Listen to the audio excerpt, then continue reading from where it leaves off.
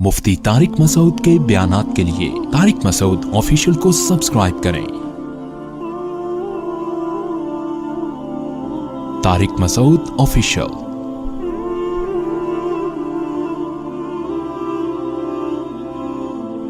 तो एक आशिक का फोन आया, कहने लगा अब पूरे बयान से ना देखना ये क्लिप निकलेगा और हिट भी ये वाला क्लिप होगा। फिर लोगों के कमेंट्स होंगे मुफ्ती साहब क्या आशिक माशूक की मिसालें देते रहते हैं। पूरा बयान एक तरफ, ये वाला क्लिप के लाखों व्यूअर्स होंगे इसके, देखना आप। और इस पे जो लेबल लगेगा एक सच्चे आशिक का वाकया ये लेबल लगेगा, एक सच्चे आशिक का सच्चा वाकया। तो सच्चे आशिक तो आजकल मार्केट में होलसेल के हिसाब से हैं, जो अपने आप को सच्चा, वो सारे इस पे सर्च करेंगे, यार देखें क्या हुआ, सेम हमारे साथ भी ये हो रहा है कि नहीं हो रहा। तो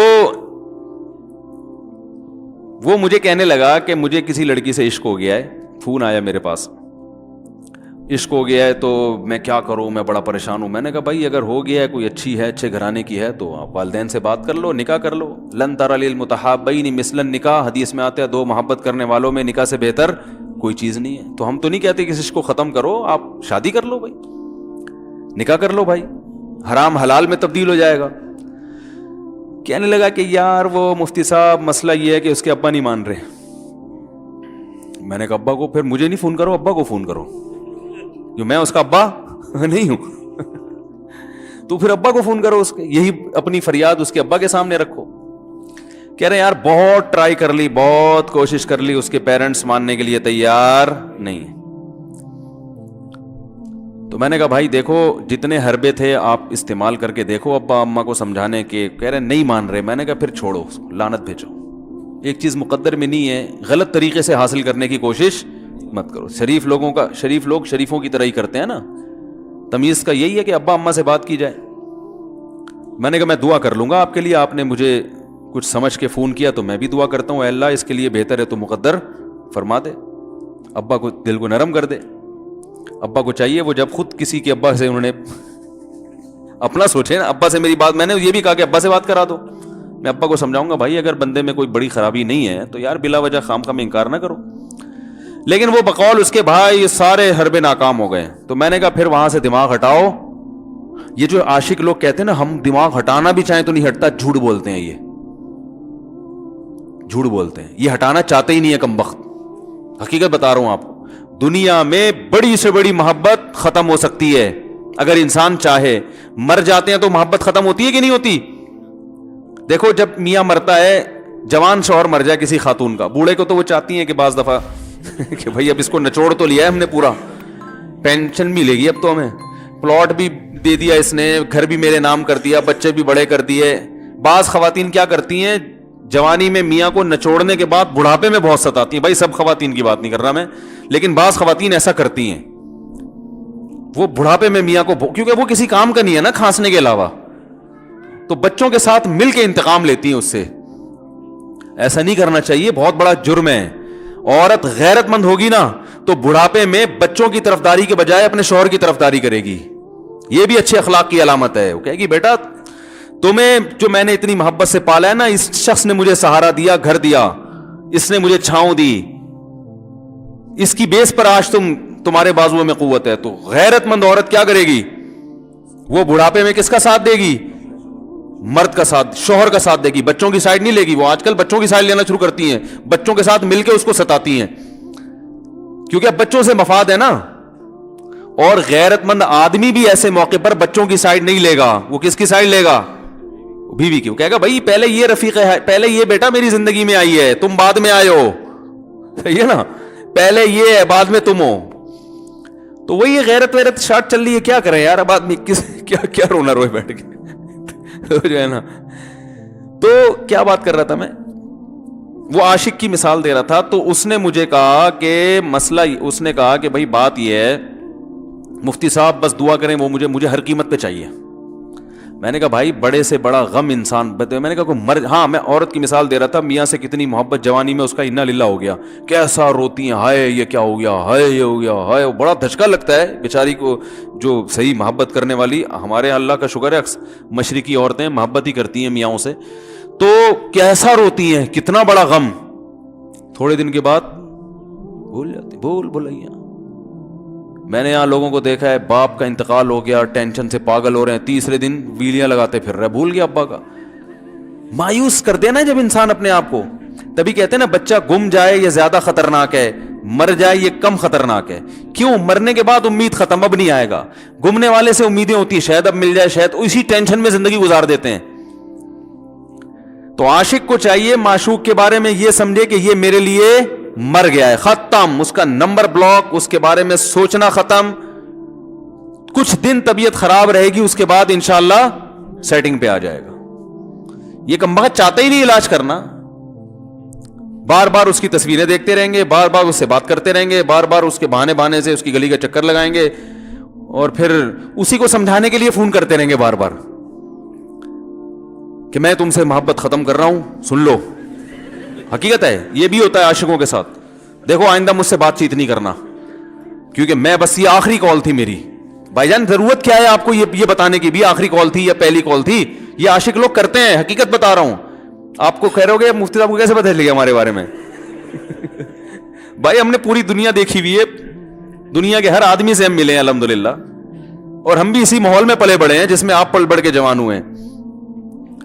تو عاشق کیا کرے گا کمبخت, وہ بہانے سے سمجھاتا رہے گا, کبھی ڈانٹتا رہے گا, تعلق ختم, نمبر بلاک, آئندہ مجھ سے بات نہیں کرنا, میرا ایمان خراب ہو رہا ہے, جاؤ دفع ہو جاؤ.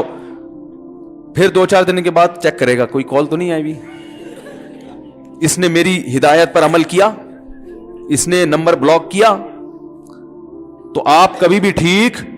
پہلی بات تو یہ کہ عاشق کو چاہیے وہ یہ سمجھے کہ میں بیمار ہوں, یہ بیماری ہے. ہر وہ چیز جو آپ کو نارمل لائف سے ہٹا دے وہ بیماری ہے یا نہیں ہے؟ وہ ٹینشن ہے, وہ بیماری ہے بھائی. ایک چیز نہیں مل رہی, تمیز سے نہیں مل رہی, چھوڑ دو,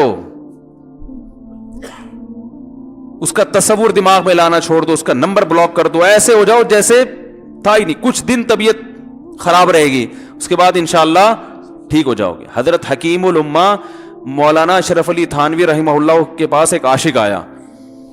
اس نے کہا, ایک گھوسن کہتے ہیں نا, وہ جو گوالے ہوتے ہیں نا, ان کی عورتیں جو دودھ بیچتی ہیں, تو ایک دودھ والی عورت پہ یہ عاشق ہو گیا تھا, اور نکاح کو کوئی چانس مانس تھا نہیں. یہ حضرت حکیم الامہ رحمہ اللہ کے پاس آیا اور کہنے لگا کہ جو مسئلہ یہ ہے کہ میں جو ہوں نا, میرے دماغ میں وہ سما گئی ہے, اب جو ہے میں جو ہے نا بس میرا کوئی علاج کریں میں ٹھیک ہو جاؤں.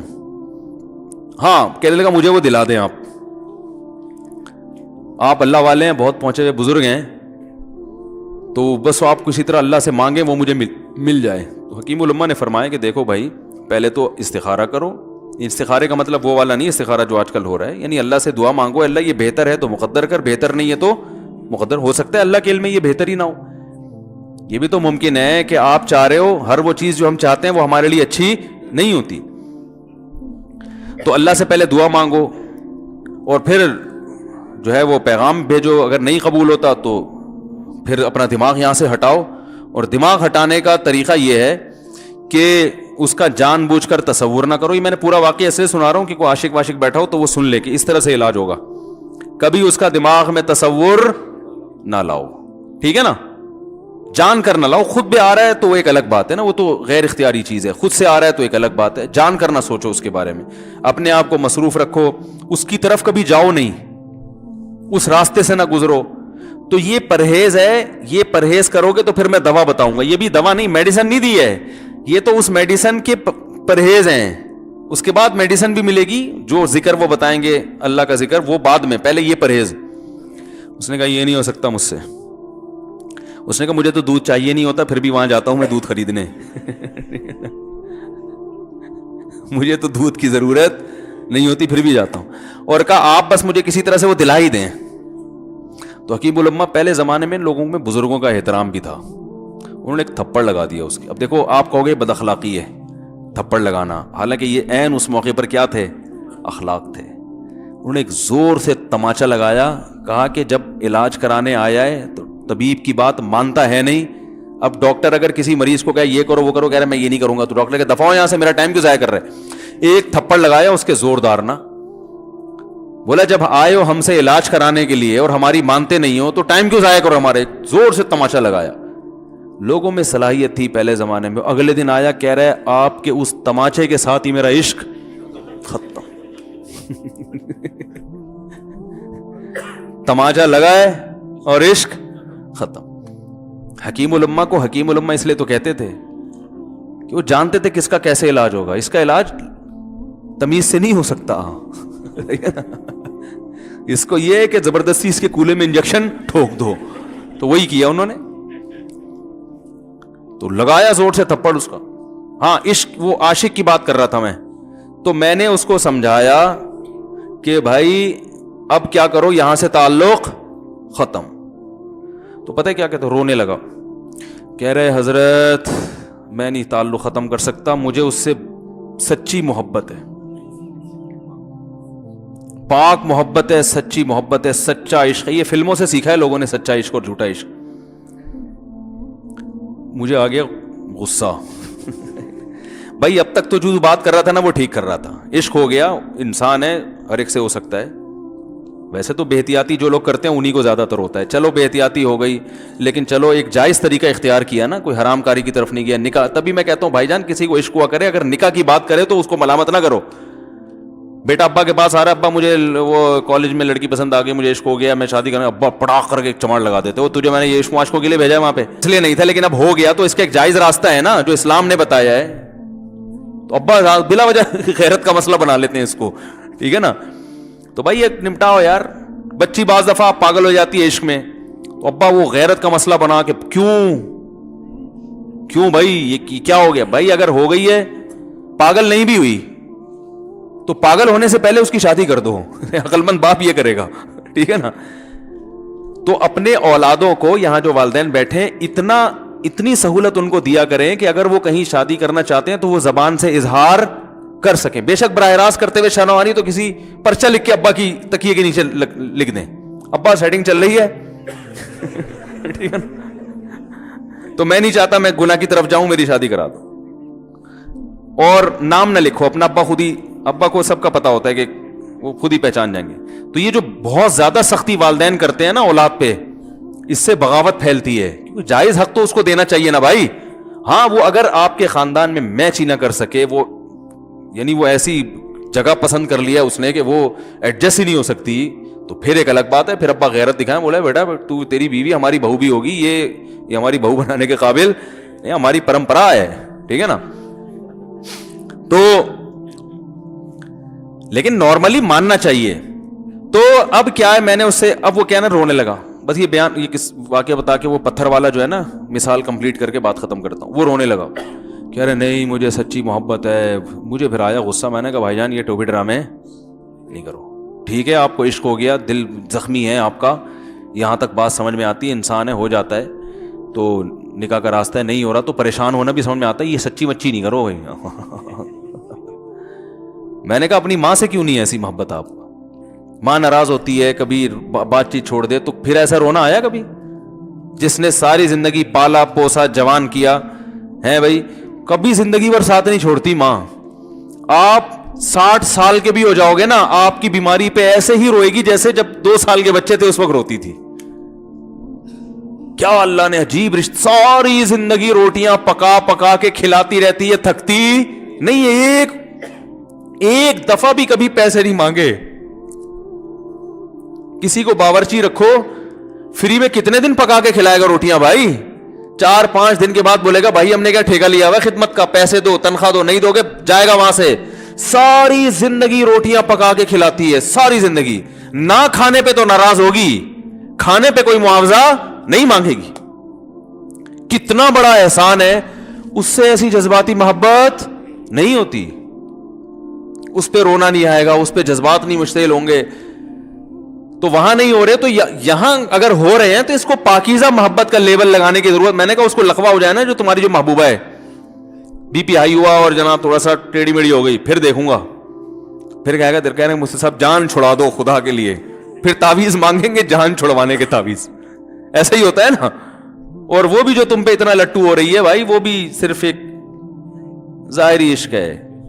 ہاں بعض دفعہ حقیقی بھی ہوتا ہے. وہ اخلاق سے کسی کے متاثر ہو گئے, دینداری سے متاثر ہو گئے, وہ ایک الگ چیز ہے. لیکن زیادہ تر صرف شکلوں پہ مر رہے ہیں, شکلوں پہ.